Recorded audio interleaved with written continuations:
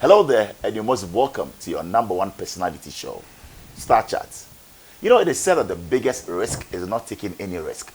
Mark Zuckerberg said that. Well, this evening, we welcome you to another exciting edition of Star Chat, where we bring you face-to-face with Ghana's leading voices.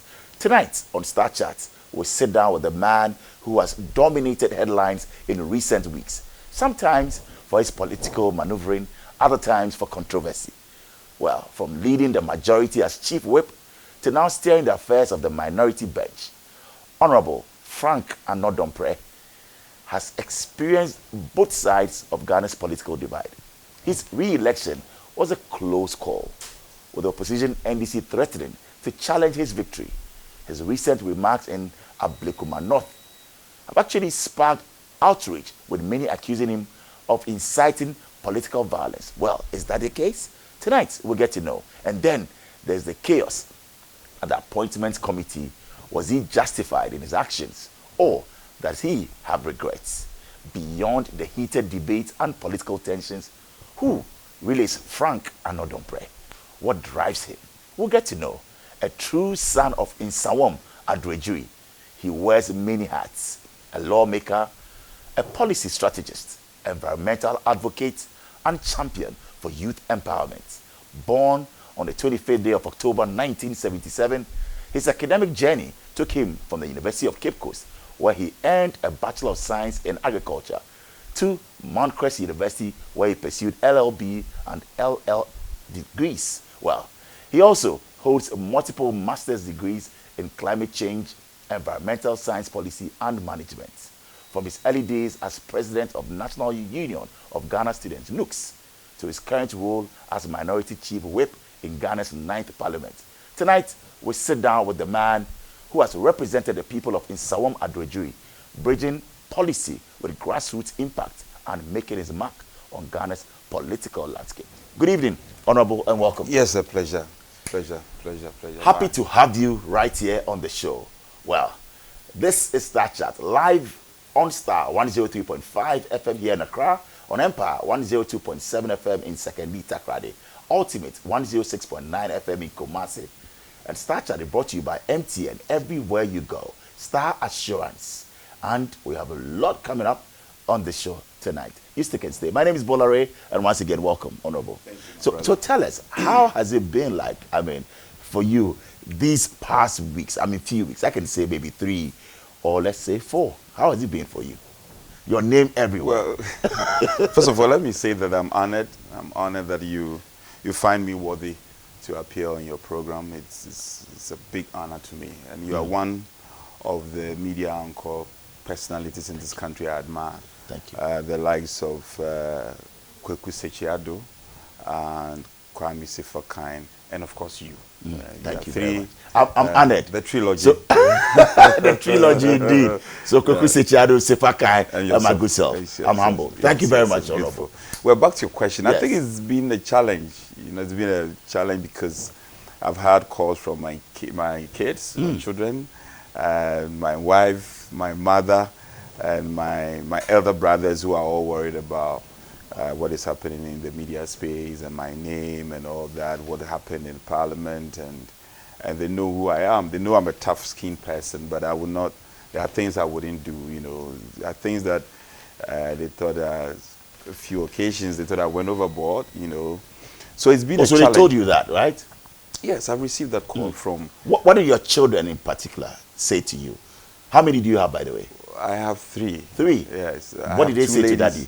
Well, they said, Daddy, you seem to be in the news, and is there any reason, or you haven't gotten out of the excruciating loss that you suffered as a party? You seem to be. Oh, your kids told you Yes, that's what my girl, my second boy. How old? She's 11 years. Wow. She said that to me. She's quite clever. She's quite clever. She's always in the internet and getting news and getting back. But I think it's beginning to settle a bit, and they are also tend to appreciate that it was a reactionary, action from me, and ordinarily some of the things I wouldn't have done, So it leads me to my question: that do you have regrets on hindsight? You look at it and you say to yourself, I could have done this in another way or better. Yeah, to some extent, yes. Especially what happened at the vetting. Are you remorseful? I am. That was not the intent, to be very honest with you, and I want to be brutally honest with you. That wasn't the intent. And you know, when you speak too much about that, it appears you are justifying what happened. But the intent was not to allow the vetting to go on. And also for us to respect a prior arrangement that we had all agreed to. And it turned out that the chair and all that. So it wasn't pre-arranged to start or orchestrate any violence. No, that wasn't the intent. No, we were just, and they have done it before. When, if you recall, the 8th Parliament, the latter days of His Excellency Akufo-Addo nominated 2 people to the Supreme Court. What they did was worse off, but actually the cameras were not there to capture it, so we can let go. We were just out there to stop the process. And we as a minority also have there's an expectation that we ensure that we do a professional job and we do proper vetting. But by doing that, didn't you go overboard? Yes, I think I've admitted that. We went overboard, and it was also because the chief whip on the other side moved to our side. Okay. You know, and that caused the whole exchange to degenerate. It's something I don't want to go into it. Yeah, I think that lessons are learned. I don't think this will ever repeat itself. Right. If you recall, during the election of now Speaker, the first time we elected him, you know, Right Honorable Albert yes, yeah. there was a similar incident. And I just entered office as a new chief whip. Nobody saw me engage in such fiscalities. You know, there have been times that, and when this lady came to assault me here, I was just walk away. Castle. Yeah, we'll get into that, but still on that, Honorable, many are saying that if you are tired of vetting, why not simply walk out and register your protest? No, it wasn't just about fatigue. It was also by a principal position that we had agreed to do 3, and you had pushed us to do 5, and you still want us to do more. And you know, when it gets to 11 p.m., apart from the health implication, it would also, diminishing returns will set in, and they will not be able to elicit qualitative job. That's the point. So we sought the attention of the chair for us to go into conclave where we could deal with the differences. But I guess it was just unfortunate. It happened. I am happy that you put it on record that yes, there are regrets in all of that, and clearly you don't want to turn back the hands of time. But let's get into it. Last year you were the majority chief whip. Yeah. Now you are the minority chief whip. How has that transition been for you? I mean, yes, coming with the party's laws and all of that, and also you moving to the minority. How does that make you feel? Well, first reaction was a big shock. Oh, you were? Yes, that was a shock. I mean, you didn't see it coming? No, we never saw it. If there is anybody in our party, in our tradition, who will say that this was seen ahead of time, well, some have been on record saying that some of your party, you know, people and those in position were arrogant. They didn't get down to the grassroots. Some have actually attributed to certain factors. You didn't see this? Past questions are always easy. You know, after the aftermath of it, everybody can say anything. But we're all confident, even if we were going to lose, it's going to be by a thing of the skin. You know, it's not something you didn't expect the margin. No, this was tough. It was too much of a blow for us. What went wrong? In your estimation, I know they set up a committee to investigate and all of, but for you, from where you sit, minority, I think Ghanaians just got angry with us. Yes, I must be honest. I think Ghanaians got angry and they punished us for it. You know, we never thought the depth of anger was that deep, you know. And anybody who's going to election feels is going to win until the reality dawns. In my area, for instance, my strongholds, my people didn't turn out to vote. They didn't? Close to about 30,000 people didn't vote in my constituency. That's why I was struggling. Have you done a post-mortem to find out, to ask them, why so? We are doing it, but we are not done yet. But in your constituency, where, of course, by narrow whip, you managed to sail through, 30,000 didn't turn out to vote. What are they saying, Honorable? Now, there's a mixed feeling. Some are telling us, you know, there was hardship. There was general hardship in the country. Was there hardship? Well, there was a difficulty. And yes, there was some hardship. You know, COVID had done, the economy was not in good shape. And that's when the economy was beginning to pick up. We didn't have the luxury of time, and we had to face the reality and go for an election. But I'm humble. It's a decision we have to accept. Once upon a time, they gave us a marginal difference of 1 million to His Excellency Akufo-Addo, 1 million votes, which in recent times nobody had garnered that. So they'd have given you 1 million at one breath. And they are saying that this time, based on what has happened, you need to go home and do your homework. Well, I think we should accept it in good stride. You accept it in good faith? Yes, we have to. Of course, we have no alternative. The power that we yield, or we are showing, or flows from the people. The power flows from the people. Right. And the people are the custodian of the real political power. If they are saying you cannot be there any longer, you have no business. You have to bow out. Your re-election was a close call, and the NDC has indicated that they are challenging your seat. Yeah. You know, are you comfortable? Are you a bit shaky? No, I'm not shaking. You know, every election is unique, and every election comes with its own difference. All right. Before I entered Parliament, I think 2012 election, then I came to power in 2013. Then the margin was 500 votes. I won by some 3,000. Then I took it to 10,000, and now it got down to 3,000, and now it's 200. It's about 200 votes. 200 votes? Yes. But you see, it's not scary. But you've always won with a comfortable margin. You mentioned from 3,000 to 10,000 elections, but this one was very close. Don't forget, there was a general feeling in the country, which also affected me. For instance, Yendi. We've been winning Yendi comfortably, 20,000. We lost Yendi. Tema Central. We won just about 55 votes, and we've been winning Tema Central comfortably. If you go to the Brown Hafo, all the seats that we've been winning there comfortably, with the close of the eye, we win those seats. We've lost all those seats. Yeah. So I'm even lucky. So it was a wave. It was a tsunami. It was serious. It was serious, but we'll get out of it. Wow. We'll get out of it. Very, very close. And when the numbers started trickling in, what was going through your mind? What was it like? Okay, so this is how it was. I think the wee hours of the day, the 8th, we voted on the 7th. Correct. The wee hours of 8th, we were monitoring the situation. We also had our own stronghold we were collating. And then suddenly I got a call that thousands of youth have taken over the coalition center. So I shouldn't come. Security-wise, it doesn't make sense. I shouldn't come. I was going to be attacked and all that. And I sat and thought about it. And I said, well, if there is any death, I have to face it. You said that? Bullet, yes, if there is any bullet, I have to face it. Because I am the arrow figurehead in the election. I am the flag bearer for that constituency. And I can't sit for anybody to fight the battle for me. I have to go there and face them. So I just took I had 2 military men and 2 police officers to accompany me, and I went there. Lo and behold, they have vandalized school property, St. Martin's, they've taken, it was like war. It was a war. Was that not unsafe for you? I mean, security-wise? Yes. And you going there with armed people as well? Yes, I was sworn death or life.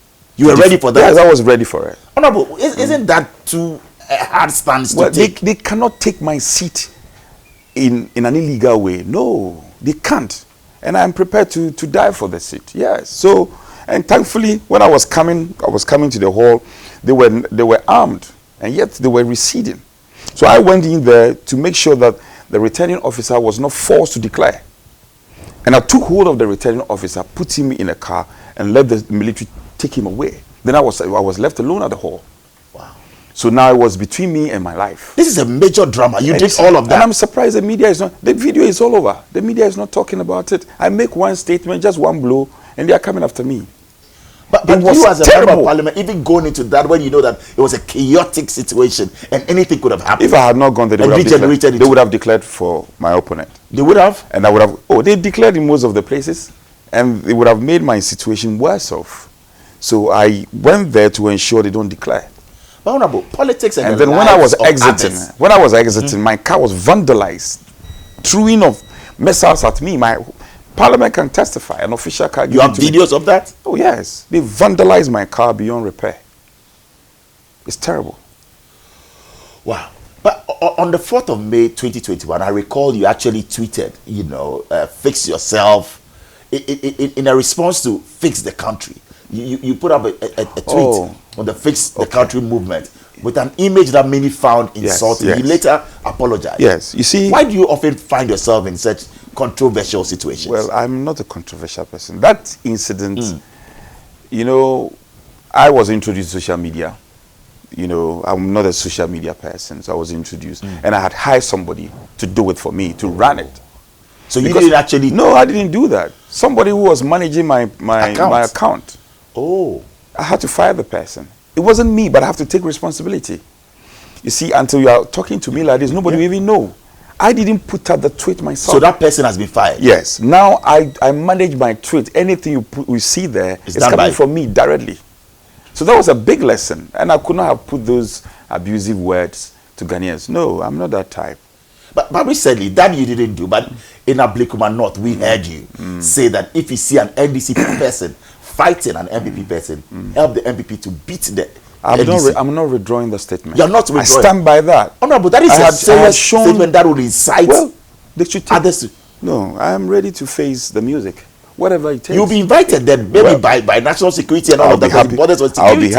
I'll be happy to meet the national security. Have you been invited by the police? I'll be happy to meet the national security, and I will tell them what is happening. Probably they are not aware of what is happening in this country. You stand by that? Asante Gold, what is happening at Asante Gold, GRA, people taking hostage of state institutions because their party is in power, and people are being attacked merely because they are political opponent. This is nothing. To say that if you find an NDC person attacking an MPP person, help the MPP person to attack the NDC. No, there is nothing wrong with that. We should preach peace, and as an ambassador and the representative of the people. Peace cannot be at our expense. Report to the police. The peace cannot be at our expense. No, it can't always be. You should. That's why we have the police service. They are to ensure and maintain peace. Check parts of the. So if you say we should, then we are taking the law into our own hands. We will not. Part of Asante region, the whole police station has been vandalized. Police vehicle has been vandalized. But then the IGP is there to ensure that. So certainly calm will be restored. The right thing will be done. Then we don't need a police. So you service. have kids. Yes. Who always go out to school. They come. They are beaten. Their school uniforms are torn. Right. And they always buy new ones for I'll get the police to arrest them. Yes, but the culprits. That is your style. I will tell my kids to also be strong. But then that will be you inciting people. No. This country will not be governable. I disagree. In your constituency, will you have people then to be or call yourself the member of parliament if they are killing themselves? You see, I don't subscribe to violence for violence. Okay. But I believe I've met my party people. I was encouraging them to be strong. They are beating them here and there. They are burning party paraphernalia. They are burning electoral materials. They are beating our people. We should just be quiet. We've reported countless number of times to the police. So take it up and let the media back you up. Let your party people back you, because you are inciting violence. Don't you think so? I'm not. That is your interpretation. We will defend ourselves. And you still stand by it. Let me tell you, if we have not defended ourselves, I would not have been alive by now. If we have not defended ourselves, my home would have been burned down. They threatened, they came over to burn my house, the only house I have. In his home? In his home. They came there to burn my house down. It took the intervention of, good wishes and Samaritans the police to come to your... Yes. Why? But isn't exactly what we need? Do you know the law? Get others to come in there and then just, quiet down. Did you know the law allows civilian arrest? Certainly, yes, of course. Yes. But then it's not to beat them. The law authorities, you said help them to beat. Authorities are sleeping. Oh, the authorities are sleeping? Yes, I think our authorities are sleeping. In terms of those who are supposed to maintain peace and order? The president has to speak. To be very honest with you, I think the president has to show leadership. And their party, rank and file, are taking the law in their hands. I'm sure when the president speaks, they will listen. And this stony silence is rather when he started, I remember when he was in Bole, and he made a speech about people going out there to take over state-owned enterprises and getting CEOs out. He spoke about it. Well, he spoke. To what end? Jubilee House is not far from GRA. GRA head office is just here. They were there. They came. But I believe that some party people also spoke, and now that has been quieted down. They came armed to GRA. Yesterday, the former finance minister's house was raided. It's all quiet. The national security is quiet. The interior minister is quiet. Just coming to do this interview, I've heard that he's been declared a fugitive. Who's been declared? Kenneth Ofori-Atta. You've not heard that. That's breaking news. Well, there's a law. By the OSP. We have law in this country. If you think somebody has, faulted any part of the law, let's go to due process. That is why there is due process. Why would the OSP is wrong? I'm not describing the OSP. He has declared him a fugitive hours ago. But military men had gone there a day before. It's quite revealing that the military man goes there, and the day before he's been declared as such. You condemn that act? Of course. I condemned all the acts of the OSP. We passed the OSP Act. If the OSP will go through the mill, you know, due process, why not? But the military men going there, you feel that is an affront? They have no business going there. You can't go to somebody's private and just go to somebody's house and just misbehave. It's not right. It's clear trespass. Or you don't see like that. So in all of no, I would have wished you respond to that. You don't see like that. Well, I'm asking. No, somebody comes to your house uninvited. Uninvited. Then you are trespassing. But I believe that if they have a warrant to search or to go, you believe. Yes, I'm asking. I'm assuming they don't have any warrant. They should display the warrant. Checked? Well, I checked because that's a state institution. There's no warrant. There's no warrant. It's one of those excesses. They just go there to put fear in people and all that. Anyway. Wow. But let's get into it. We'll get into some personal stuff as well. But now that your party is in the minority, how did it affect your role as a representative of your constituency? I mean, it's going to be a lot of work for you to do and all of that. But how are you taking that, having that shift? I have gone around. I've started my Thanksgiving. And then through that, I'm also motivating our base, our party base, and also speaking to our people. I've done a lot of infrastructure in my area. Tell us about some of them. A lot of roads, for instance, the Ashirasi Daman road since independence has not been done. I'm doing it. The A1 road since independence has not been done. I'm doing it. The Dobru road to Akpadebu road, the Tieku road, and for a long time, even some there were no traffic lights. Cool. There were no traffic lights. Yes. So you brought the first traffic light in town. Yes. Well, that's revealing. I did. So there's a lot going on. And I think that, you know, there were a lot of propaganda that they fed our people on. And the chiefs are beginning to wear. People will see reality. They said that price of Kenke is going to fall. The size of Kenke will increase. The cost of living is going to go down. We are waiting. And we are going to mark them. We are going to tick the boxes. So our colleagues in the majority, and they are struggling. You know, they are struggling to even mash out their numbers. They have 187. Yes. 3 times we've taken them on quorum. They couldn't even marshal half of their numbers. But still, they are getting government business done. Which of them? I mean, some would say that, and I've heard some of your colleagues say that, well, they are being bullied by the mighty few. Oh, we are not bullying them. Really? No, we are not bullying them. We are letting them know how the work has to be done and the promises that they have spoken to. They have to live up to the billing. That's what we are doing. Well, yesterday, some would say it's yesterday it took our sympathy out of patriotism. We are coming at Article 102, Order 64, raising the matter concerning quorum. They were pleading with that. Yes. So 187, we had to withdraw the quorum. I had to tell Rambo we had to withdraw the quorum. You said so we are small. Business They have no government business. Up to now, tell me, check the other paper is there.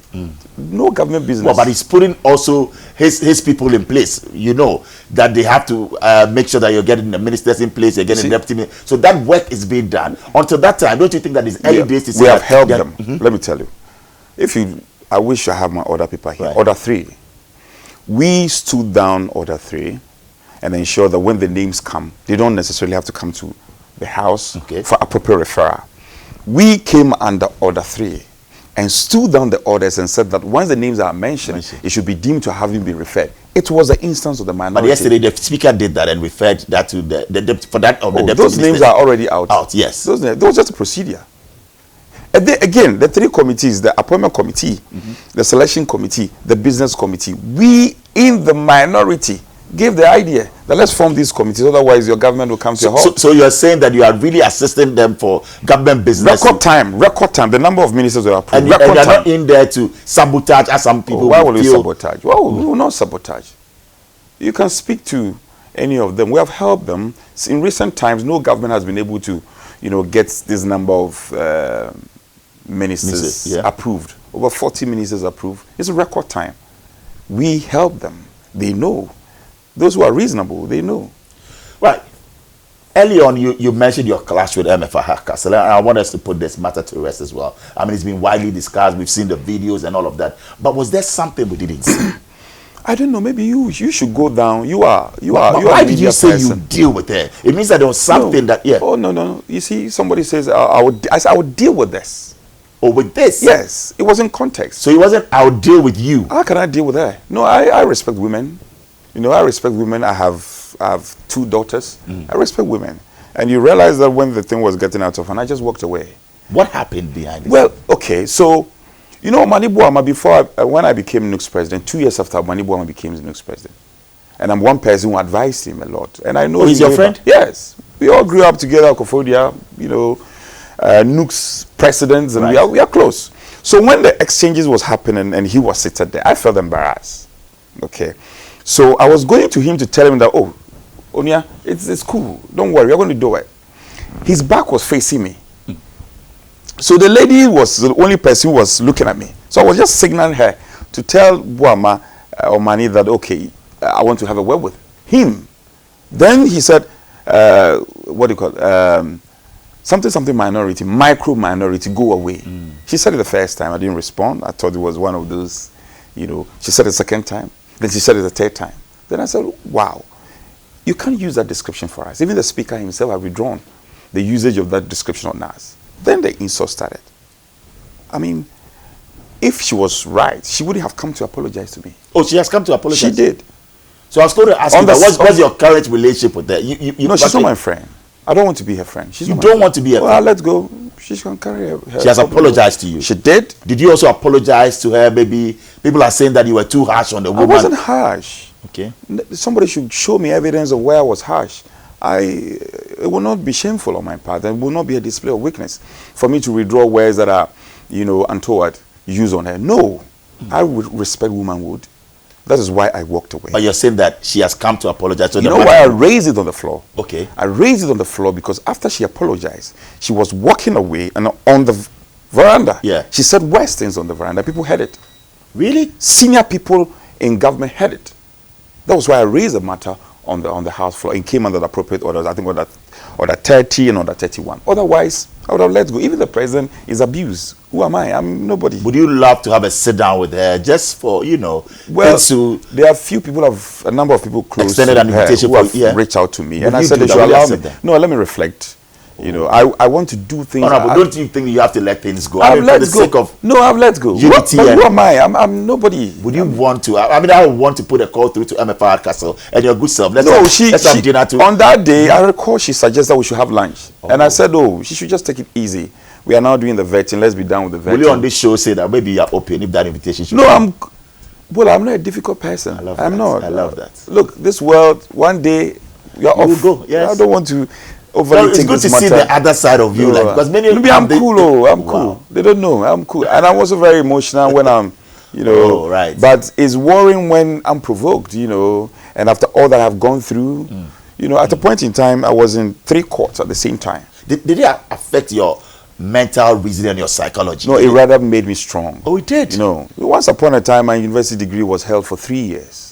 University of Cape Coast. I was then NUC's president. We're engaged in a struggle. We'll get to that when we get to the educational bit and all of that. So it's cool. It has rather built me stronger. And I've also learned how to let things go. And also to love my opponents. Wow. Yes. So you believe that you're resilient and you're loving? No, I'm human.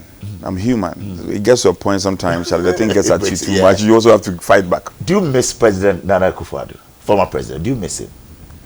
Yes, I do. I do. Nana, His Excellency Nana, I have known him way back. I recall the first time I met him. Apparently, it wasn't on a good note.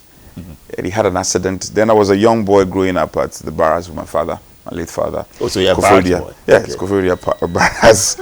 And they had an accident at the barracks, and so he was just standing by, and the car was involved in an accident. So we, the barracks boys, we had gone there. We didn't know if it was him. Oh. So when I saw his demeanor, I was struck. I was this is the man, because I had been reading about him. How old were you? Then I think I have finished secondary school. I should be around 15 years. Yes, okay. Around that time. So we helped to sort the car. We got mechanics to do it, and he gave me his card. Really? Then he asked me to look for him. So I came to Accra to look for him. Then the Prempeh and Co. Chambers, and I came to look for him, and then I never followed up. Then at a point in time, I needed him. Was running for NUC's president, so that I got to him, and he assisted me himself and Kweku Bako. These are people I'm very proud of. Wow. Kweku Bako was of tremendous help to me. Really? Yes. Wow. For me, President Nana Akufo-Addo and Kweku Bako, and then Dompreh. And Dompreh was then the general secretary of our party. Okay. Yes. Interesting. Yes.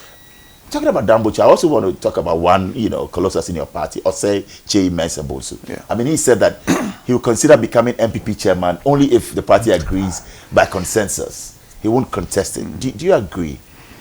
Well, Osei Chei Mensah-Bonsu, there is somebody I've worked under. When I became chief whip, was arguably the youngest chief whip then. He was somebody I worked under as the leader. Okay. And I know him. He's somebody who knows the rules well. He's been chief whip before, minority, majority. He's seen it all. And I've heard him a number of times say that all democracies across the world are managed. This attitude of opening the floodgate for all election is not good enough. But I'm not too sure if the national chairman of our party has to go that tangent. That one I'm not too sure. But I cannot disagree with Osei Chei Mensah on this popular program. I think I would rather go to him and tell him my disagreement, but no not problem. On the show. That is fine. Let's talk about leadership and public service while at it. And during your time as president of NUCS, what pivotal experiences really shaped your approach to leadership and public service? I mean, yes, NUCS president, but you knew that politics was your mainstay. It's going to be something for you. It started way back from Bishop Herman. Oh, you're a Bobu? Yes. Wow, okay. It started from Bishop Herman when, once upon a time, I recall, I went through the new system. And then there was a day at the dining hall, a particular food we wanted was not served. And then the sixth formers we had a house master who was called Atagidi. He was a very strong-minded person. Okay. Everybody's afraid of him. You see Atagidi coming from a distance, you have to run away. Atagidi and the Risky. Risky was the headmaster, late. So we said we couldn't eat. It was Banku and then I think gas oil. And we said we couldn't eat that Banku and gas oil. And Atagidi, when Atagidi entered the dining hall, everybody was quiet. So I was on a table, there were 6 formers, there were about 5 of them, and we the first years were just about 3 or 4. I think I was in the second year then. Then one of the 6 formers took me to the washroom and told me I have to get up and say that we are not going to eat this food. And I can't do it. They said, no, I have to do it. Otherwise, when we go to the hall, yes, it's going to be very difficult for me. So I just gritted my teeth and I said, okay, I'll do it. So I got up and started speaking. So everybody was marveled. Who is this boy that will speak back to Atagidi? Even the 6 formers were quiet. Yeah. So they said that they should put me on the table. They put me on the dining table. The whole room was quiet. Then he said I should repeat what I said. In fact, at that point, my legs were shaking. But I still have to do it. So then I said, no, this is not the agreement. This is not the food we're supposed to serve. So with respect, and then I was quite incoherent. And even we couldn't eat. Wow. So then he said, what are we going to eat? And I said, we will eat beverage with this and that and that. And then the response in the hall was huge. So I became a hero that night. Then from there, we had to take the university entrance exam then. So I sat home for, I think about 2 years, 1.5 years to 2 years. Then I started reading. And my late father, who is a strong UP person, Tommy Thompson, and a bit as a Free Press and Chronicle. Started reading Land of Our Death. I started reading a lot. Then I started writing. So when we got to University of Cape Coast, I entered 1997. Then I had a pen name called Crusading Spear. So I used to write articles on issues happening on campus, national issues. I write and come and put it there. So within a short time, I became a toast of student, and I was, my name was all over. Then you had a nickname back then? Crusading Spear, that was it. That was it, Crusading Spear. Yes. Okay. Maybe we have something else that I'm not aware of. Okay. So that was it, and I started writing articles. I won that's thing there. Kesley Hayford. Yes, I won. That was the first person to win. Yes, win that award. Then we had, NUCS president was rotating among the 3 principal universities, and then he got to University of Cape Coast. Before then, I had stood for GAS president, Ghana Association of Agri Students. I did agree at the University of Cape Coast. And surprisingly, I lost narrowly. So the students, this time, they all rallied behind me that I have to become the NUCS president. I went in and I won. Wow. So I won. Then NDC was in power. We were in opposition. And my singular motive was to make sure the MPP comes to power. Really? As a student leader back then? Yes. At that time, the NDC, we thought, Were you a card-bearing member of the party? I was born into the party. My father, my mother, my siblings, everybody, except one of my brother, my half brother who is NDC. Okay. He got to NDC for some reason. So from the nooks that the political consciousness started, you know, then from the nooks I came home, I started, you know, organization of our party rank and file at Adredri. Okay. Then I ran for regional youth organizer in the eastern region. I won. Then the Equiap South was split. Okay. Then I gave it a go, and that was when it started. But I used to come to Parliament when I was Nooks president.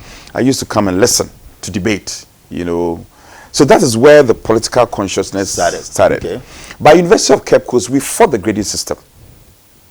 The grading is the 80%.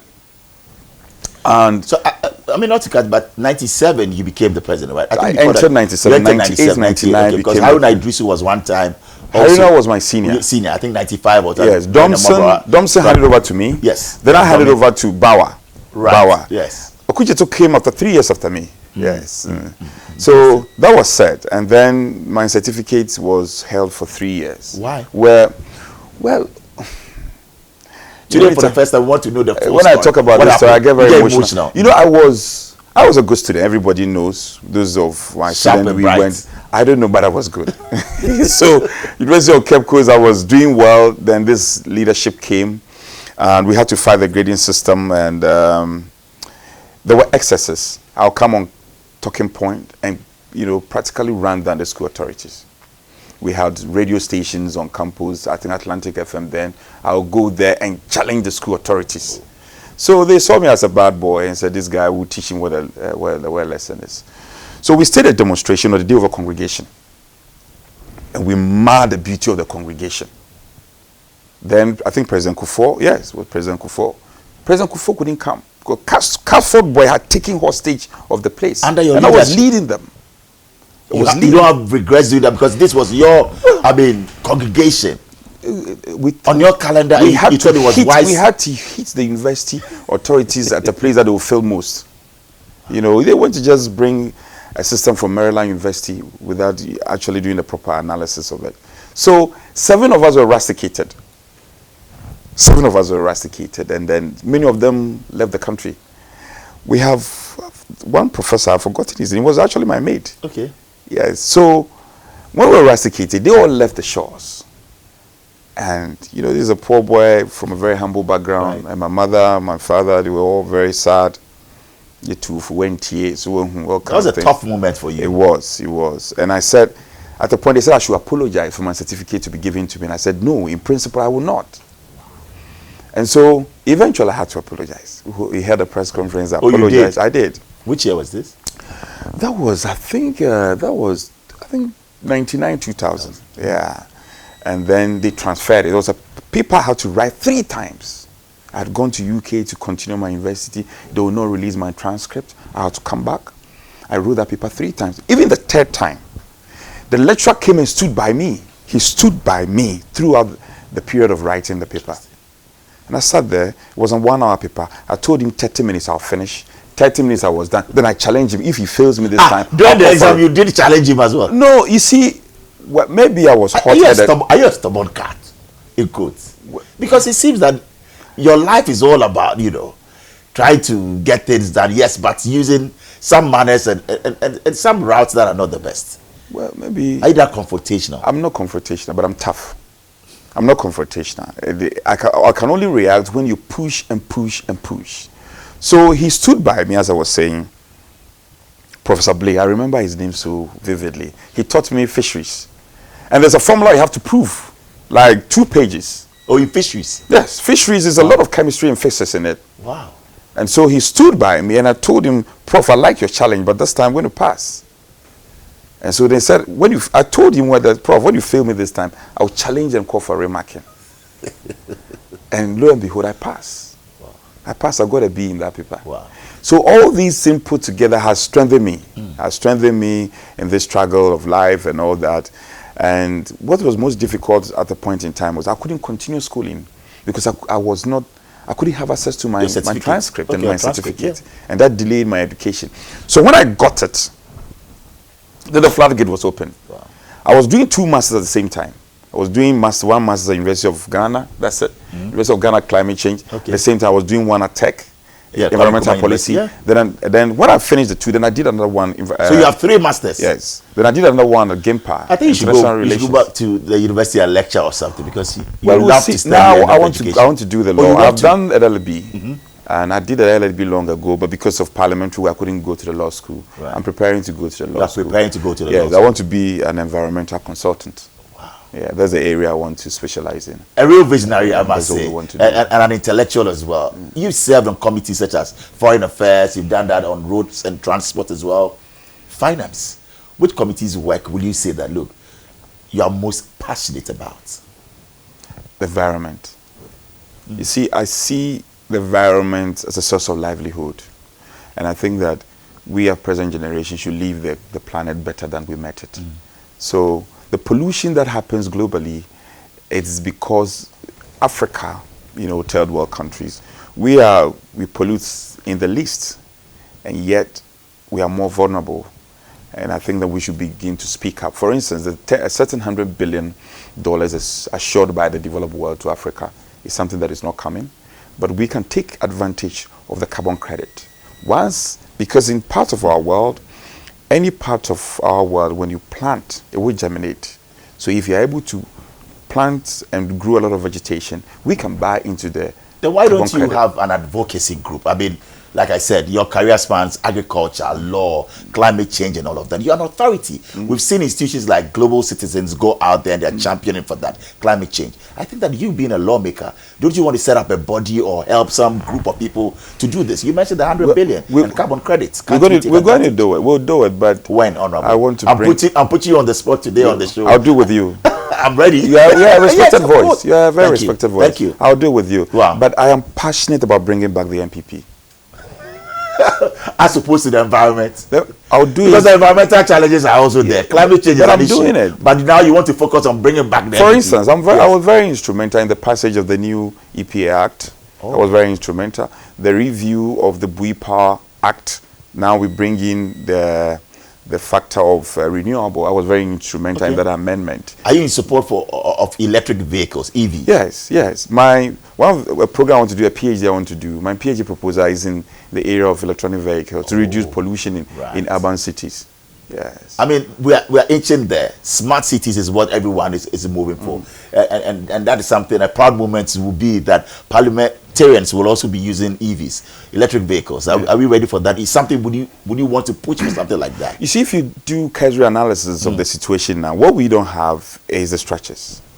The boardroom discussions, yes. The laws, yes. But like mechanics, like the academia. How do we get there? We can. We have to, first of all, we have to look at the existing laws and review them. And then the executive must take the lead. For instance, government institution, we have no business that government institutions should not have solar. A country like Indonesia, after the independence, we were per capita apart with them. Now, Indonesia, because they have bauxite and they have lithium deposit, they're able to produce their own solar panels. And Kenya has done same with the involvement of the private sector. So if we're able to do that, now that we have lithium, we can get Kwame Nkrumah University of Science and Technology to set up the technology. But we need voices like you see, you're espousing great ideas and all of that, but we don't see them coming to fruition. And that is where the challenge is. You see, you think we don't have private individuals or entrepreneurs who want to go into such an industry if given the chance, and maybe some waivers given? I think, you see, this country, executive power is so huge. Yes, executive power is so huge, and then we have also unnecessarily politicized our country. If it's not coming from somebody of the same stock, sometimes it's very difficult. But we will get there. We'll get there. For instance, the Minister for Energy is scheduled to come and brief us. A member made a statement on renewable energy, and he's scheduled to come and speak to us on it. Gradually, we'll get there. Gradually, but the time is when. As we get into it as well, your proudest accomplishments as MP for Nsawam-Adrejui, when you look back, what are some of the things, maybe 3, that you say, well, I'm proud of myself? Okay, one thing that I'm very proud of, even in my grave, I will be still proud, is that thing. The Scholarship Secretariat. Yes. The Scholarship Secretariat since 1960 has been under the purview of the presidency. since in Nkrumah's days, it's been under the presidency. So I've been doing some work on it whilst we're in opposition. And I've been doing statement on it. And then I finally felt that we have to decentralize it. So I did a statement. It was referred appropriately. Some studies was done. And they found logic in what I was saying. Now, the scholarship secretariat of our country has been decentralized across all the districts in our country. And it was my call. So you are outstanding and also very instrumental in advancing the decentralization. Single-handedly. You single-handedly? Single-handedly. That is for the records that we need to tout and celebrate. And so they give me this citation, is the recognition of my effort. Wow. Yes, I single-handedly did it. In what, 2021? Yes, it happened last year. I think last 2 years. 2 years, that was when it took effect. So this is what happened. I used to go to scholarship secretariat to look for scholarship for my constituency. Right. There was this day I went there, and I told you I can get emotional sometimes. I saw this woman with the kids, and the woman just approached me and said that they are coming from far, from the western region, and they've been sleeping there just to get scholarship. So I felt very bad. And so when I was leaving, all the money I had on me, I gave it to the woman. And so I started thinking seriously. So I went to the then head of secretariat and said that we have to amend the process. It can't be this. And he agreed with me. He said if I can start the process. Then NDC was in power. I started it. They never supported. I continued. We came to power. I started it. I continued to the Jubilee House. The president saw logic in it, and it was done. You know, beyond everything else, you're a very nice gentleman. And I can see that you're caring. Your touch to do something with humanity is also very strong. I'm not a violent person. You're not? No. Have you ever thought about true convenience and what it means? Well, let's keep it simple. Convenience is finding easy solutions to everyday hassle. And speaking of easy solutions, I have some great news from MTN just for you. Have you heard about MTN M-Care? That's M-Care from MTN and MedPharma. Well, that's convenient healthcare for everyone. Let's face it, being sick is no fun, and neither is waiting in long queues for healthcare. And that's why M-Care is here. The hassle disappears. With the silver and gold packages, you get to choose between 10 Ghana cedis and 161 Ghana cedis per month. And you enjoy access to a doctor anytime, anywhere, and an efficient e-pharmacy with medication delivered to your doorstep. Unbelievable, right? Well, now I ask, what's more convenient than this? Download the MedPharma app to sign up to silver or gold package today. MTN everywhere you go. So let me tell you about MTN Pick Now and Pay Later. Well, why wait to own your dream phone when you can actually have it now without breaking the bank? So some great news for you. MTN Pick and Pay Later is here. You can own your own perfect smartphone and pay in easy installments all over 4 to 6 months. So the best part is that all phones actually come with 3 GB free data, so you can share your pictures and get all the biggest scoops online for the first 6 months after purchase. So it's simple. Dial *170#. That's *170# and choose device pick and pay later under the loan menu to start the process with just a small initial deposit. So what? Pick now and pay later. You then stop by any MTN service center to grab your dream phone and enjoy the ultimate smartphone experience only from MTN. Welcome back to Star Chat. My name is Bolare and our guest is right here, Honorable Frank Annoh-Dompreh. So let's go beyond politics. How was your upbringing like? Okay, so I am the last born of 6 strong guys. Oh, okay. Of my father and mother. Last baby? Kind of kakra. So I was born at Adreji. Yeah, and we used to sell bread and I sold. Oh, you sold bread by the wayside? Because you see them in Sawam. I've done that. In Sawam, you see them? I've not just bread. I've sold bread. I've sold ice cream. Chofi, no, because I didn't like it. You know. Oh, you didn't like chofi, oil and all of that. So ice cream you sold and ice water. Ice water. Then, really? Yeah, it's true. This is how old? Public. Oh, that was around, I think. You were what? 12 years. That was child labor. No, it wasn't. If I'm helping my parents and you call it child labor, well, no, but that's a description. You should be in school. It's a description of the European world. I have to help my. If I'm helping so you my have father no on the farm, issues with children helping their parents on the farm, It depends. with their trade? It depends. Because now the West, they are even fighting us because of the cocoa. We are saying that we have children on cocoa farms, see, and that is not the right. West. The West also need to appreciate our culture. I follow my father to the farm, and you can't call that child labor. Okay. So back to the matter. I was born there, and at Reggie. Then my late father was moved to police officer, was transferred to Tamale. I think I started Tishigu. I remember Tishigu Primary. That's where I started school. So when I was 10, then my father was transferred. I used to speak Dagbani. You speak Dagbani? And yes, and those my friends in the north, we go out and fight. I come, I'm beating well. So they say Dasuba, how was that? I've forgotten all. I've forgotten all. Oh, you have? So at the age of 10, then my father was transferred to Ho. Yeah, so Ho, then I picked up, I think the Ewe replaced the Dagbani. So Ho, then I went to Anglican JSS. From there, I went to Bishop Herman. And my father was a disciplinarian. My father was tough, very tough. And, you know, we were brought up in the real proper policeman children's manner. Right. You know, so that was said. But he's always insisted on academic work, studies, respect for authority, and all that. So that has been my lifestyle. And my mother has also been like a housewife, kind of, who was always taking care of us at home and all that. My father then, you know, at that time, the police were not earning so much. So his ambition was to ensure that he educates my big brothers, and then they will come look after us. Wow. So when I was going to university, he was like, no, wait. Oh, so when it was time for you to go to the university, my father, you had to wait? Yeah, my father said, no, you didn't have the money, so I should wait. But you had good grades to enter the university? Yes, I think when we took the entrance, I took the entrance with the Zanator. She's my mate. Right, yeah, okay. Dr. Zanator. So when we went to University of Cape Coast, we saw the list. I was second on the list. Wow. And my father said he couldn't afford, you know. So you had to stay home? No, a philanthropist came to my aid. Wow. And he looked after me.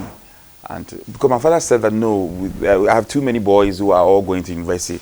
And I couldn't blame my father so much. But when I became NUC's president, my father had to rescind his decision. And one day he called me. I remember he was teary. He told me it wasn't that he was discriminating against me, but genuinely. Then he showed me. He didn't have the means. Yes, he showed me his pay slip then. That this is what he was earning. And he couldn't pay for this person, couldn't pay for this person, and it's asked me. So he wanted me to learn. So if not for the philanthropist, you wouldn't have actually had university education. No, I wouldn't have. Would you then celebrate the NDC for introducing that? Yes, the MPP did the free introducing what? For coming in to say we'll help first-year students and pay for their fees? Is this something that you subscribe to and salute them for? If they do it. Saying is one thing. Executing. It was a campaign promise. Yes. It's not. They said they are going to set up the Women's Development Bank. We are waiting. Maybe it's emotion. It's just they're not even 100 days in office. I'm happy you said maybe. So I can't celebrate. Well, these are my ideas. We can. If they do it, you salute them for that, because they are saying that is emotion, and that is it. They are working towards it. If they do it, of course I will. Of course I will salute. You will. I'll salute them. I have very good friends on the other side. You see, my closest person in the NDC is the whip, the then whip, now road minister. Really, Abuja is your very good friend. Abuja is my partner. This is revealing. Yes, when he was minority and I was majority. Correct. At a point in time, their caucus had a cause to complain that you were too close. You know, I even said it on record, but we are close. I respect him. We can do all the drama, but we'll go back and say, oh, Charlie, this place. Will you then use this medium to also say that to your supporters on both sides of the divide, that look, it has to be brains at work, it has to be that friendship and not fights? Well, I think those on the other side who know me, they know I'm not a violent person. So sometimes when the statement come out, they say, okay, we know you didn't really mean that. We know who you are. We all let go. It's not violent. Sometimes you have to react. And this country will not degenerate. As long as we allow to speak and purge emotions, we are not going to degenerate into violence. Just that our colleagues sometimes want to, sometimes they tend to want to blackmail us. Oh, really? With this, yes. You feel that there's some blackmailing in there? You see, I think that... Are they too tough on your skin? You remember His Excellency, then candidate, John Mahama made a point and said that, well, these people, they don't know us. We're born out of blood, and all that. And that is who we are. So, psychologically, they blackmail us with violence always. And we don't start violence anytime. So you want to prove to them that when push comes to shove, you are also, no, we want to you have the brute and force? Oh, we want to, but the passage of the Vigilante Act, it was at our instance. And then when we criminalized it, then they recruited all those people who were the bulldogs and the likes, they recruited them to their side. And these are the people they use in the last election. They will also level up certain allegations against you, as to what happened in Ayawaso West, and say that you're going for hoodlums or you're going for tax. If you listen to me, Ayawaso, the Vigilante law was passed after Ayawaso. True. You recall. True. After the passage of the Vigilante Act, have you heard any or seen any MPP person engage in violence as they are doing? No, it is not the case. And you see, they should also understand that if you keep pushing us to the wall, one day we'll have to react. One day, look at what happened during in the Asante region, the choice of a Council of State member. Yesterday. Totally brutal. Well, clearly, and that's why the police has moved in. Today I've realized that the Asante Regional Police Commander has been transferred. So is there some breaking news coming? It's not enough. They should arrest people. Correct. So that's why. So the system is working. They have the police going on ground to make sure the IGP has moved in. They are making sure that people are held accountable. And that is why we're saying that. So they didn't say, okay, NDC should also come in and fight and all of that. And that's what we need. What I sought to communicate was that they should defend themselves. I never... and ever since it happened, they had gone there to hold vigil, to throw all sort of insults and even attacks at us. Have you seen any MPP person reacting? We are peaceful. We are peaceful. And peaceful, peace-loving people. We want it to be on both sides. Let's talk about secondary school life. Bishop Herman, I'm interested in that. 1 to 3 you were? Yes. Yes. So which house? That's a difficult one. Okay, so I was assigned to a two-man house 2. Okay. But I couldn't go to house 2 because they were beating us too much over there. So I decided to lodge at house 1. House 1, St. Augustine. Okay. So I was in St. Augustine because there was a known faces there who I could align and find some favor and protection. So I had to hid at house 1 for a very long time. When I got to second year, then I moved to my house 2. Then I have become a big boy a bit. Okay. So then I could go and defend myself. Were you to prefectship? Were you a prefect? No, I was just a class prefect. Oh, class prefect. Yes, and then I wasn't too much in leadership until that matter of pronouncement at the dining hall started. Then now, surprisingly, nobody could punish me any longer. Because after that episode? Yes, the 6 formers, they would call me, I could sit with them and chat. And then they'll ask me, go and read this book, Treasure Island, go and read Chino Achibi, come and give a summary to me. Wow. And they encouraged me to read. You had a nickname back then? Bishop Herman. Yes. They called you what? I think you have something hidden under your sleeve. Oh, we want you to proclaim it right here on National TV. Okay, so... I know I'm bringing back memories. Okay, so we used to go and study in the bush. Study in the bush? Yes. Bishop Herman is a Catholic school. And during October, we go for long church service. Right. You can sit in church service for about hours. And we want to go and study. And the priest will say, no, we will be counting the rosary and all that. I'm not a Catholic, but you are forced to become a Catholic.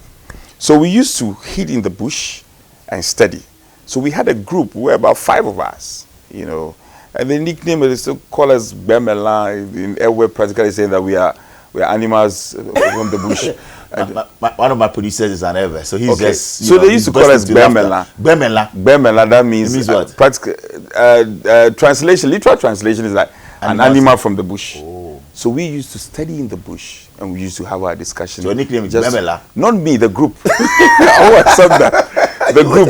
No, the group. That's how. But it was very competitive. Biheko, I don't know if it was because it was a male school. It was very competitive, and if you don't perform, you'll be lacking behind. So what are some of the outstanding names? I mean, you are here representing Biheko, great school. I know the musician, went there as well. But who are some of the prominent people who went to, Bishop Herman? I think Lawrence Adaboy. Lawrence Adaboy was there. The now Minister for Youth and Sports was there. Fifi Kote. Oh, so Kofi Adam. Kofi Adam was okay. He's a Bobu. Yes, okay. he is. Right. Fifi Kote. Fifi Kote went to yes, Bishop Herman. And then some military guys. They are top military personnel who also. When was the last time you visited? Did you also want to do something for Bieko? We have a group, our group 95. Okay. We are together, and we've been putting our Widows' Mind together to adopt a number of the halls, the houses, and then develop it. But there's still more room for improvement. What is the motto of Bishop Herman? Circuit Miller's Christi. I can't forget that. You can't. Soldiers of Christ. Yes. Soldiers of Christ. Soldiers of Christ. Yes, and you know the anthem as well. I can't sing. That's a line or two for us, yes. Come join with us to sing in praise of Bieko, where God and light we sing. I've forgotten a few of the lines. What a voice. Yes, so that's the anthem. Wow, that's the Bieko anthem, yes. Bieko or Bishop Herman, your girls were Ola girls? I don't know what you mean by our girls. Oh, your girls. I mean, like Accra. I went to Accra in St. Mary's. I know Presec is Accra girls. Yes, Ola girls. Ola girls. So you had a girl at Ola? Yes. Yes. Wow. I had a girlfriend. Hard guy. Yeah, no. How was it like? So you used to break grounds to go and visit that? No, we used to write. Those days, you know, when you receive letters come, and then the brightness of this day. You see that thing, and then.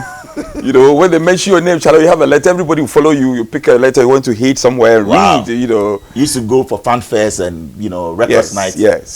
So you visited a girl at school?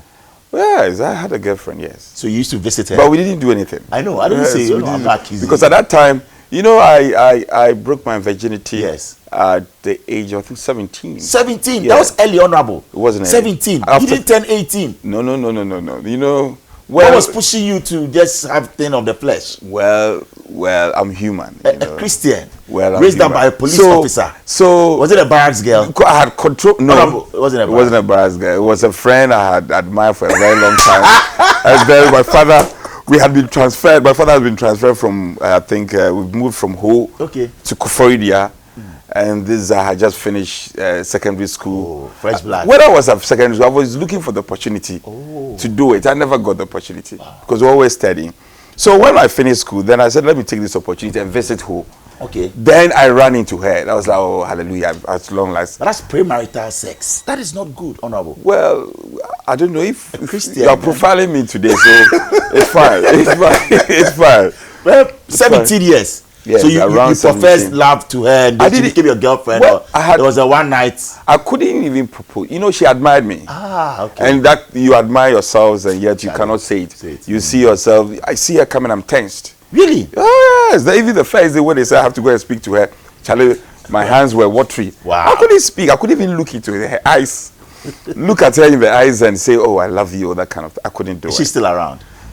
She's married. Oh, she's married. She has kids. Unfortunately, she's not had a successful marriage. I used to encourage her, you know, to think. I hope you are not going back, because you know, like they say, No. you know. No. I would never do that. So you advise her? My wife. I'm very proud of my wife. My wife knows that. Yes, we'll talk about. You've been married for how many years? Oh well, okay. So I got out of the first one. I married very early. Oh, you've been divorced? Yes. And then you remarried? Yes. I got divorced at the... I'm being very brutally frank. This is Starr. So you married at the age of, I think, 25. I got married. Yeah, it was early. I got married, and then we stayed in the marriage for 10 years. It was more of a family disconnect, you know. I think I allowed my family to come into my marriage, and then... So you regret that because you invited your hindsight benefit, I wouldn't have. Not that I invited. So wasn't that she was a bad woman or a bad person? Well, we all have our shortfalls, you know. But we are living together. We are still together. We talk. She's living in the U.S. Okay. And we talk. We are good. Do you have any kids with her? Yes, I have 3 kids with her. Oh, okay. So not the current one. Not the current. But the current, you also have children. We are yet to have one. Oh, you are yet to. We've been married for about 6 years. Oh, that's sweet. So fresh marriage. Yeah. So you were married for how many years? You mean the new one? The old one. The old one. We're married for 10 years. Wow. It's not something I planned. So you were still a member of parliament. That must have taken a toll on you. Well, I endured it. Wow. I endured it. Didn't that affect your work and your output as a member of parliament, going through a divorce, and then here you have to come, push bills, put issues on the floor of parliament? I understood that these are domestic matters that should be limited and treated as such. So I took it lightly. Was it a tough moment for you those times? It wasn't really. I was worried about my kids. I love my kids strongly. I'm very strongly attached to my kids. So I wasn't. I was worried about my kids, especially the girls, and how they'll be brought up. And are they with you now? Are they living with you? No, they're living with their mother. In the States? Yes, they're living in the States. They're schooling and they're fine. They're fine. Anytime in the US, I visit them. They're good. They're very good. I love the healthy relationship that you built. That look, it didn't work out, but for my kids, I really want to have access and be free with them. And not just like kids. I've been helping her too, because I mean, for whatever reason, I've been married to her. Oh, so you are still good friends with her? Yes, we are. Your new wife is not. It's not tense. It's not my wife. My new wife, sometimes when I'm traveling to the US, you know, she'll be worried a bit. It's normal. It's normal. Yes, but she's come to accept it. She's come to realize that no, it's gone. Right. That one is gone, and it's something that cannot, you know, it's not a question of whether there's a possibility of going back to her. No, I love my wife. Right. Life or death, I want to stay in this marriage, and I don't want divorce again. Outside of politics, what do you do for fun? Fun. I love football. I used to play. Yes, I used to play, but I got surgery. Okay. I used to play Vorada Babies when we were at home. Vorada Babies? Yes. Then you're a good footballer. Oh, I do quite well. I am a midfielder. Wow. So I used to play Vorada Babies and football, and I love football. So now I can't play, but when it's been played and I watch, you can control the invitation. Right. So I watch a lot of football matches, the Premier. My favorite footballer is Sule Muntari. Sule Muntari? Yeah, very That's strong interesting. guy. Why Sule Muntari? Of all times, he's your favorite? Well, he's what? No, Abedi. Abedi is all time. Yeah. Okay. Sule is tough, you know. He's very tough. If you look at the antecedent, and the fact that he's able to take people on, you know, school GFA authorities and all that. Sometimes the approach is excessive. Yeah, sometimes these GFA guys, they need to be taken on, you know. And you know, football is like the soul of our country. Look, the World Cup, when we're performing, the whole country was together. It unifies the country and the people. And we are a gifted nation, and unfortunately, it's taking a nosedive. Are you worried about the football setup now? I am very worried. Now, if you were to say a thing or two to the GFA officials, what would that be? You see, I think we have to add some flavor to it. It cannot be the normal way of trying to get people to the stadium. It cannot be. People like you, who are respected, safer kind, gospel artists, some entertainment to wait to drive the numbers. Exactly, you know it. That's what we have to do. We are a great event organizer, because I love the thinking and where you're going. I am an organizer. I have been an organizer, but not an event organizer. So you are professional. You know, maybe I'll come and learn a lot from you. Anytime. So we need that in our football. Yes, we need it. We need it. And when we are able to do it, I think it will change. It will change. It will change. Right. And then we should also emphasize on the local content. Yes. Because now the Black Stars is like 100% foreigners, which is not foreign-based players, which is not good enough.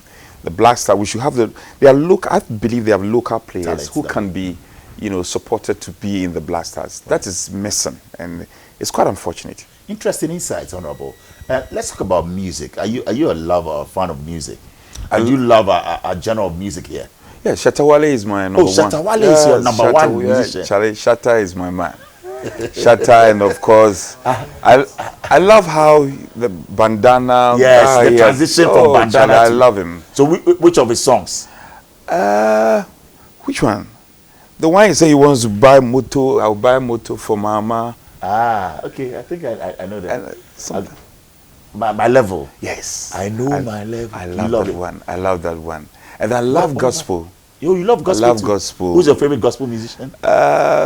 Uncle Ato, and then Esther Nyamiche, and then the one who produces song for the NDC, Nasi. Nasi, oh, you love Nasi. Nasi came to my constituency. Wow. Yes, I can play Nasi a whole day, and sometimes I can be in the office playing Nasi meditating. Then you're a very spiritual person. praying. You connect with your God. I am here because of God. I am where I am because of God. Grace. Because the last born, there was no plan for me. And surprisingly, today I'm helping my big brothers. Wow. So, you are. Oh, yes. See, that's so life. I think God has something for me. Wow. And I think that if I'll continue on that tangent, it will come to fruition. Are you nursing their ambition of one day becoming the president of this great nation? I've heard people ask me that. They say you have the potential and the material. I can do a lot, but not necessarily the president. You know, have you considered or dreamt of becoming the president? I don't want to become a target in this country. But when you're a president, you're a target. Well, if you display the ambition, unnecessarily, right. People will come after you. You think it's early days? They should just allow me be in my corner. Now I'm a whip. Let me just remain as a whip for now. When the time is right. Well, God's calling cannot be stopped by any human being. God has, nobody, I never thought President Mahama would be president again. You never thought. So you are one of the people that believe that President Mahama won't come back. Yes. You believe. I believe. Hand to heart. Yes. Seriously.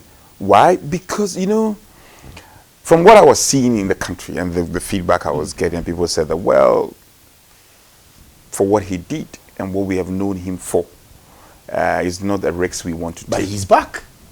That's what I'm saying. You should never say never. It's just to emphasize a point. And I have eaten my humble pie because of the margin with which he won. I realized that God can do anything, anything. So it is possible for God to do. It is. It is. It is. When all is said and done, as we wrap up, Honorable, what legacy would you love to leave behind as the Frank Annoh-Dompreh who came and did what? I want what I sought to do, or what I'm seeking, is that when I'm no longer in public service, I should be able to integrate into society. That's what I want. So I have to live a life that when I'm no longer a member of parliament, I can still walk up to my people. That is deep. And then there is no barrier. So I go to the constituency, we play football, you get off your car, you speak to people. You eat with them from the same bowl. Yes, you do that. And you should understand that this is transient. You are there today, tomorrow you're not there. And so I want to be remembered for the MP who is down there. It's not down there just for the sake of votes. It's down there because that is how I am. You live it. Yes. And that's what I want to be remembered It's now time for our mystery questions, and I think that I want to grab the bowl here just for you to pick the questions. So please pick one. We have 3 of them in there. I did 3. I think there are more than 3. I see more than 3. Okay, so 4. You pick all the 4 and read them out. I should read them out? Yes, please. Okay. So the first one is... Oh, these people. Yes. Dr. Bawumia Kennedy, Japan, who will you support for president? Yes, so Dr. Bawumia Kennedy, Japan. I'll support Dr. Bawumia. You support Dr. Bawumia any day? Bawumia, yes. I respect Kennedy. I respect him. He's a good man. He's a true blue party person. I think it would be most unfair for us to petition Dr. Bawumia, because in our tradition, nobody has won the presidency at a go. President Kufuor himself 3 times. President Kufuor himself 2 times. So I think it will be most unfair. But I respect Kennedy. Yeah, but for you, 2028, if the MPP should bring somebody on board, it should be Dr. Bawumia. That's my view. That's your view. All right, so we go to the next mystery question, and that is... Oh, so between John Dumelo and Kwame A+, who do you think would have a longer political career? That's a difficult one. Oh, that's a difficult one because, well, John Dumelo, I have known him from a distance. When I was doing my master's at Gimpa, anytime he sees me, he walks up to me. Oh, right. And he greets me. I was like, this is a very popular person. Okay. Who am I? This guy will walk to me. Wow. And so, then when he came to Parliament, he enters the chamber. Anytime he enters the chamber, he signals me.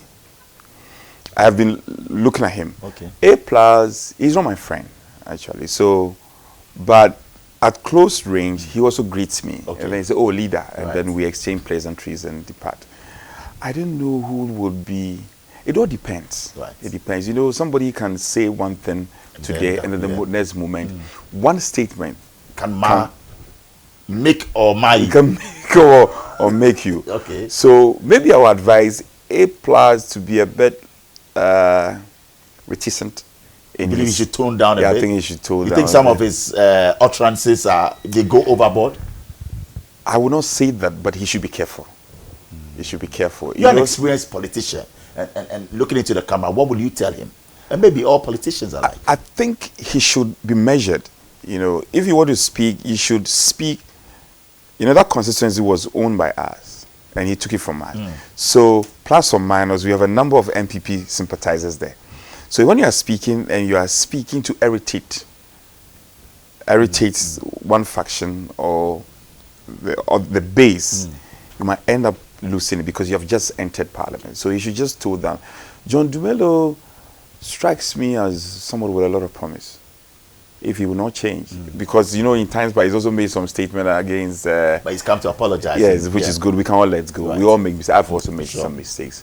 But if you're looking at the balance, I think I would tilt towards John Dumelo. John Dumelo. Yeah. All right, so your next question? I'm not done yet. No, you're not. We have about 2 more to go. So this is the third. So you're really grilling me. Right. Mystery question. Which of the newly appointed ministers do you have the highest expectation for? Right. Highest. Which of the ministers?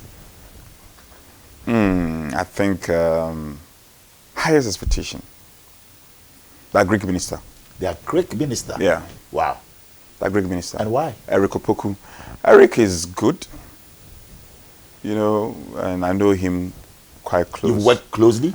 Not work closely, but okay, yes, we work closely right. in the chamber, and then sometimes when there is a report, that Greek committee report. He was a ranking member, yes. And because I'm an Greek person, environment person, I often sometimes we talk, we have debate, and he's deep. Eric is deep. So you have high expectations, and you know that he will deliver. I believe he will, given the necessary oxygen. Right. He should be able to stay afloat. Yes, so I believe he will perform. Eric will perform. And our last question will be, which I hope will be friendly, is yes. Who are some past or present leaders that inspire you, and what leadership lessons have you learned from them? Correct. I think President Rawlings. President Rawlings? Yes. When I was growing up, I didn't like him because of what I read and the excesses. Right. But I think he's one person who stood tall for the NDC. And if the NDC has any tradition, it shouldn't be traced to respect to His Excellency John Mahama or Asidi Kita. President Rawlings. If you look at the antecedent and what that he went through, and he gave in to a civilian rule, and he won elections, and he ushered the party into a civil. He's done so well. He's an all-time leader for you. Yes, he's solid. Wow. That is not to say that he has not got, difficulties. And then how he was able to purge the differences with President Akufo-Addo, because they were sworn enemies. And yet, before he passed on, you they respect him for that, and yes, for that he says a remarkable leader. Then it must have come to you when those comments came on the floor of the House, when somebody shouted that is a daughter of a murderer. You definitely condemn that statement, because certainly not the right thing to say. It was worrying, okay. But again, on deeper reflection, I felt that we don't have anybody in the chamber who is known as a daughter of a murderer. We don't. So we should just let it slide? I think, for me, we are overplaying it. Yes. No, but she stood up to make... No, there were a number... You see, that day what happened... Yes. There was a statement, there was a statement on JB Dankwa. Muntala had come to say all manner of things. And I wasn't surprised. Muntala used to attack JB Dankwa a number of times. So, and a number of people got up. So the shout was coming.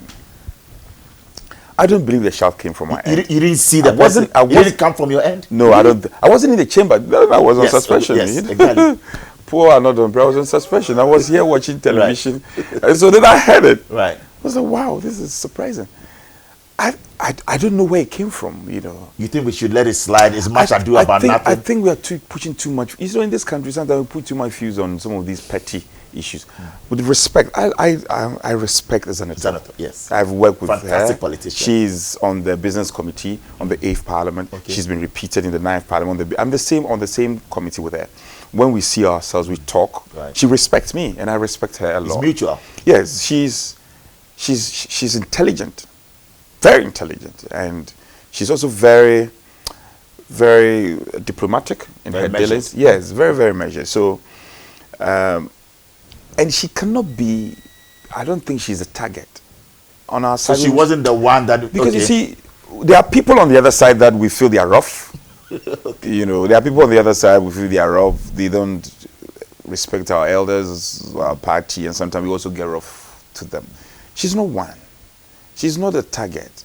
I'm the whip. You see, the whip carries the spirit of the caucus. Correct.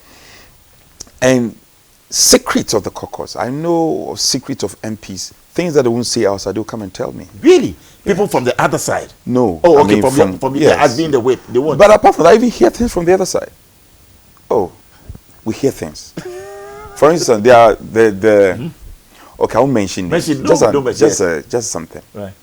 You know, there's a struggle on their side. Everybody wants to be identified by His Excellency the President. So some are undoing others. So really, there's some machinations going on within that. It's normal. It happens. It's a political game. Well, it happens. Okay. It happens. So somebody sent me some strong worded message against one of the nominees. They shall use it against him. People in the same party. Yes, I'm telling you. Hey, they don't know, but things are happening. Oh, then I said, and that person is a very close friend. So I forwarded the message to that person. You did? Yes. And I told him, you see, we cover your back all the time. We cover your back all the time. But you people think we are the people. If this had come out, you would have thought it's coming from minority. No, it's coming from your side.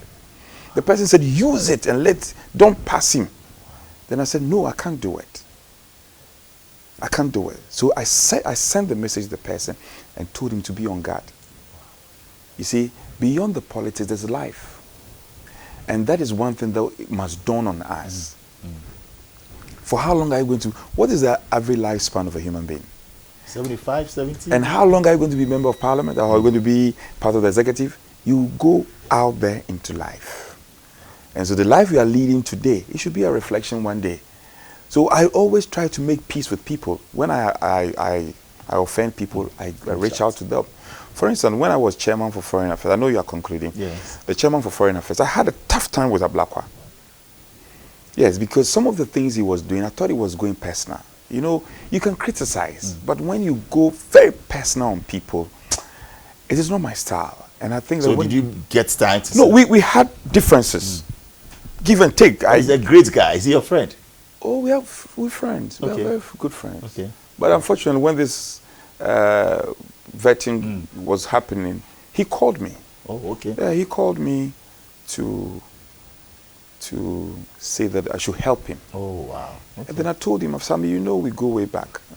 Foreign affairs, we work together. I know you deserve this appointment. But you've made some comment. Just try and be a bit gentle about it. We should be fine. So you are happy for him that he's the foreign affairs minister? Oh, yes, I'm happy. Wow. I'm happy. But I think he's struggling because of a few things, you know, which is normal. Right. I think that whatever you wish to be done to you, that's what you should do to people. But all in all, he's a fantastic gentleman. Oh, Sami is good. Sami is good. He's very intelligent. He's very good. Intelligent. Yeah, he's good. I have nothing against him. Fantastic. Yeah. That's good I've worked closely with him. I know him very well. I know he'll be watching, and certainly he will come at you with a message as well. I messaged him yesterday. Even yesterday, I messaged him. No.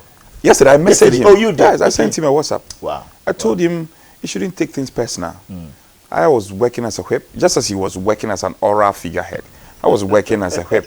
So some of the things, you take it lightly. Okay. And I will not come after him personally. I will never do that. Interesting. And that's what we want for a beautiful Ghana. Yeah. It's been a wonderful time with you right here on the show.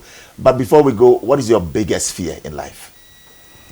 Death. Death. Yeah, I don't want to die young. You don't want to? Yeah, I don't want to die young. I want to see my kids I love you that. know, grow. I love that. Any of them trying to take after you? Are they telling you that daddy we want to? Well, I see leadership in the boy. Okay. Because he's been prefect, you know. Okay. But the girl wants to be a lawyer. She's a gifted child. Wow. Abuna is a Wow. gifted child. Wow. She's very. Tuesday she's winning borns a are lot of special, You're Tuesday too. Yes, I'm coming. So, in the spirit of that, yes, and we'll go back to it.